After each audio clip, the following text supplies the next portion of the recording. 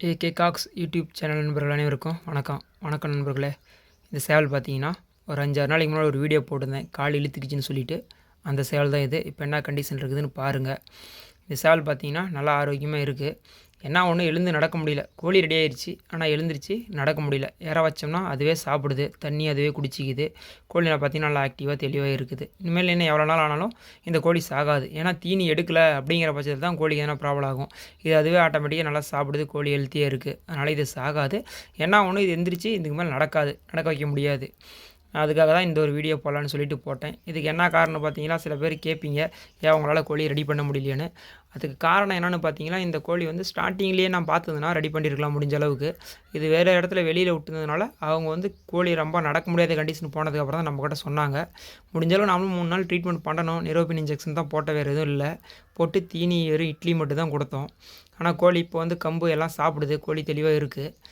எந்த ஒரு இதுவுமே அது நோயுமே ஸ்டார்டிங்கில் நம்ம பார்த்தா மட்டும்தான் அதை முடிஞ்ச அளவுக்கு ரெடி பண்ண முடியும். மீறிடுச்சுன்னா கொஞ்சம் சிரமம் ரெடி பண்ணுறதுக்கு.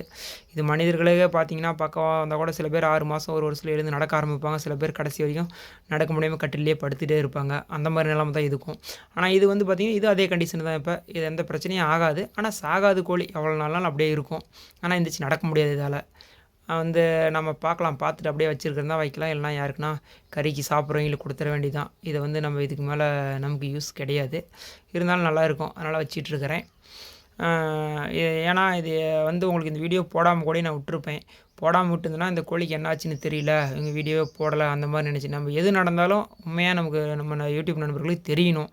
கோழி அது செத்தாலும் சரி, பழைச்சாலும் சரி, அதை உண்மையாக போட்டால் மட்டும்தான் நம்மளை ஃபாலோ பண்ணுறவங்களுக்கு அது யூஸ்ஃபுல்லாக இருக்கும். அதுக்காக தான் இந்த வீடியோ நான் உங்களுக்கு அப்லோட் பண்ணேன். இல்லைனா இது கோழி ரெடி ஆயிடுச்சு அப்படின்னு சொல்லி கூட உங்களுக்கு வேறு ஒரு வீடியோ போட்டிருக்கலாம்.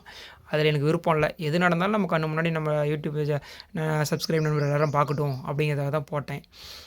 பார்த்தீங்களா தெரியும் பாருங்கள், ஒரு கோழி அடை வச்சுருக்கிறேன். இது இன்னும் குஞ்சு பறிக்கலை, இன்னும் ஒரு வாரத்தில் பறிச்சிரும். ஏற்கனவே 4 கோழி அடை வச்சுருக்குன்னு சொன்னேன் லைனாக. அதில் 3 கோழி பறிச்சிருச்சு.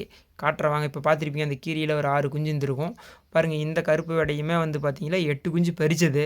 ஆனால் 4 வந்து கழுகு விட்டுருச்சு, இன்னும் 4 தான் இருக்குது. அந்த இதனால இதுக்கு மேலே ரெடி பண்ணிடலாம். இது கொஞ்சம் கோழி கவனிப்பு, குஞ்சுங்களை சரியாக கவனிக்கிறதில்ல. குஞ்சு ஒரு பக்கம் மேய்ஞ்சிட்டு இருந்தால் இது ஒரு பக்கம் வந்துடுது இறக்கி. அப்படிங்கிற பட்சத்தில் கழுகுலாம் ஈஸியாக வந்து என்னோடய குஞ்சுங்களை எடுத்துருது. முன்னாடி பார்த்து கீரி போட்டால் அப்படி கிடையாது, அது நல்லா உஷாரு. அதுக்கிட்ட வந்து கழுகு அவ்வளோ சீக்கிரம் குஞ்சுங்களை எடுக்க முடியாது. இது கொஞ்சம் கழுகுகளுக்கு விட்டுருது.